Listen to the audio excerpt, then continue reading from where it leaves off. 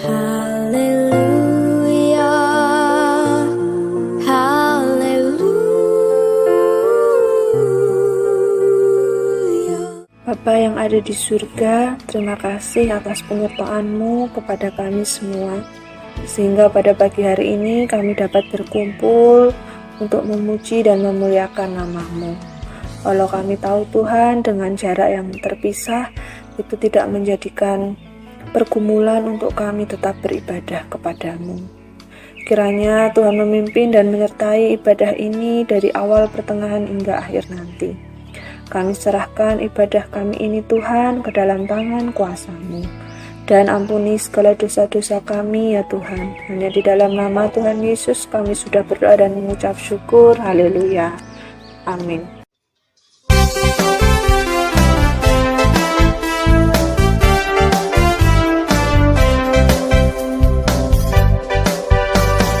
Yesus disalibkan karena cintanya kepadaku, kepadamu. Yesus disalibkan karena cintanya, dosa dihapuskan. Yesus disalibkan karena cintanya kepadaku, kepadamu.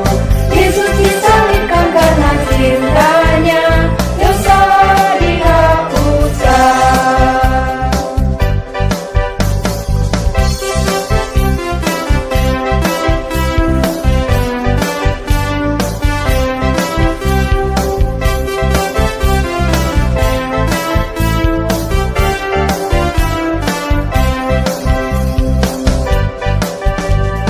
Yesus disalibkan karena cintanya kepadaku, kepadamu. Yesus disalibkan karena cintanya, dosa dihapuskan. Yesus disalibkan karena cintanya kepadaku, kepadamu. Yesus disalibkan karena cintanya, dosa dihapuskan, dosa dihapuskan.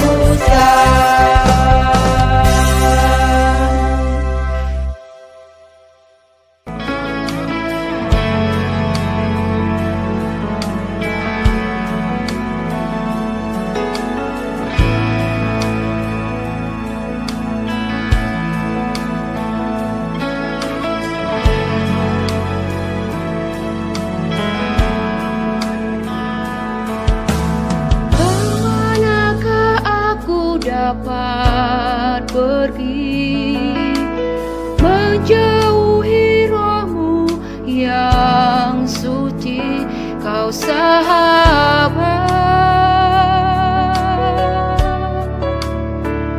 dan kau dekat.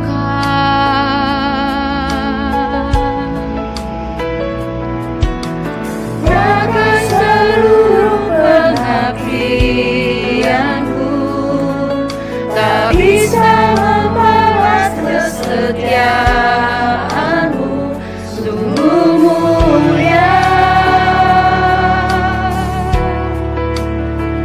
dan berharga. Sungguh besar pengorbananmu bagiku, terlalu dalam untuk dimengerti. Sungguh besar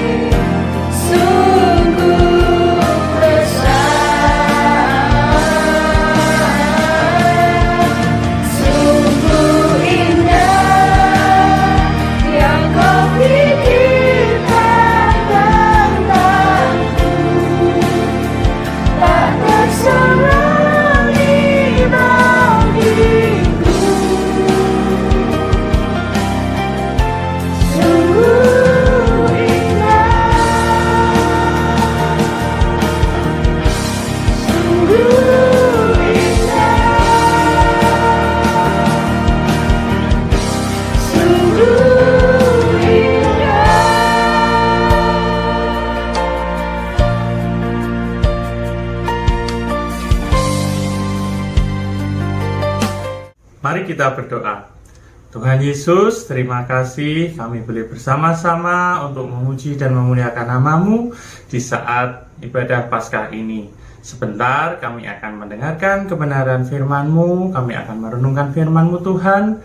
Biarlah firman-Mu boleh menuntun kami dan membimbing kami untuk kami semakin lebih mengasihi Engkau. Terima kasih Tuhan, siapkan hati kami untuk kami bersama-sama mendengarkan dan menerima kebenaran firman-Mu.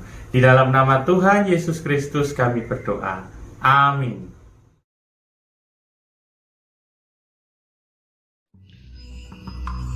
Cerita Paskah, pengorbanan Yesus Kristus.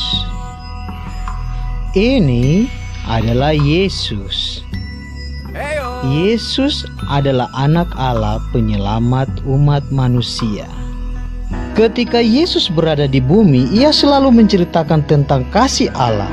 Ia menyembuhkan orang sakit, ia melakukan banyak mujizat, ia menenangkan badai, bahkan ia membangkitkan orang mati. Namun, guru-guru besar Yahudi, imam besar Yahudi, mereka tidak suka dengan apa yang Yesus ajarkan. Mereka tidak mau mengakui bahwa Yesus adalah anak Allah. Mereka bersepakat untuk melenyapkan Yesus. Seketika datanglah Yudas, salah satu dari murid Yesus yang berkhianat. Ia menjual Yesus kepada guru-guru besar Yahudi, imam besar Yahudi sebanyak 30 keping perak. Ia mengetahui di mana Yesus berada. Ia membawa pasukan Romawi untuk menangkap Yesus. Yesus dibawa ke hadapan meja pengadilan imam-imam Yahudi. Yesus diadili. Mereka menanyakan Yesus, "Apakah engkau anak Allah itu?"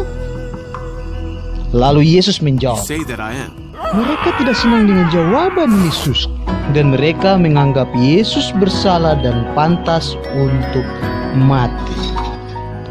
Kemudian mereka membawa Yesus ke hadapan Pontius Pilatus.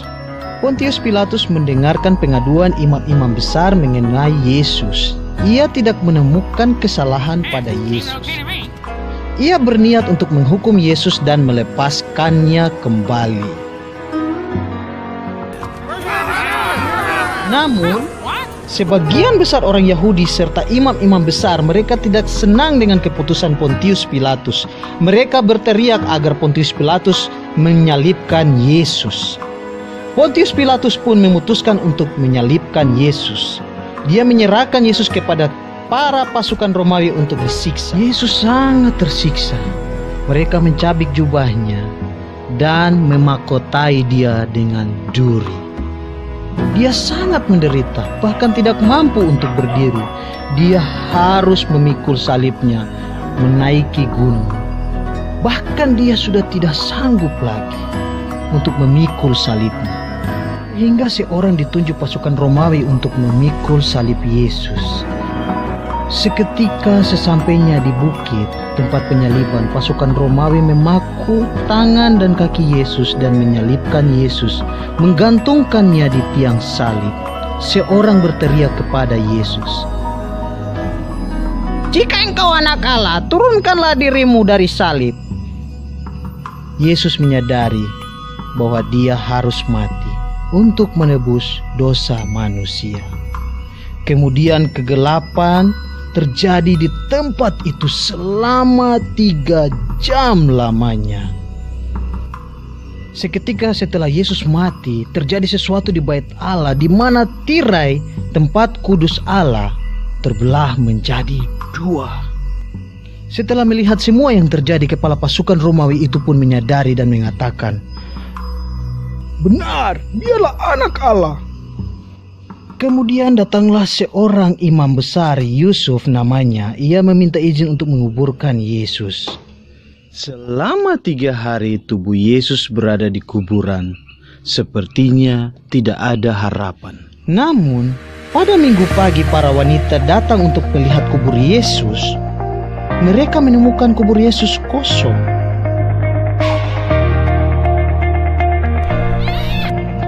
"Jangan takut, Kata malaikat itu, "Dia tidak di sini, dia telah bangkit," kata malaikat itu.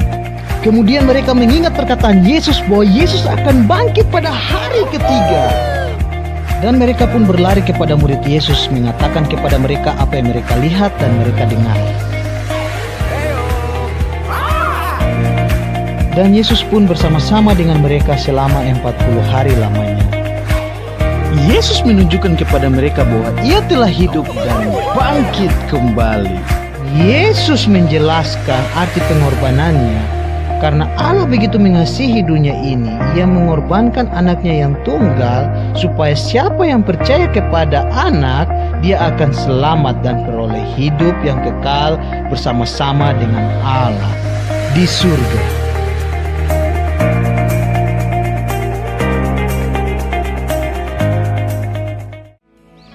Marilah kita berdoa.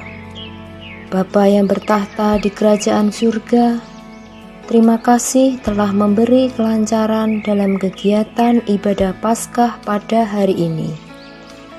Mohon berkatilah seluruh pelayan-Mu yang membantu menyukseskan kegiatan ini.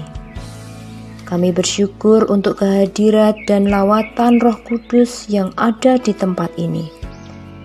Kami serahkan seluruhnya keluarga besar SD Solavide ke dalam tangan-Mu.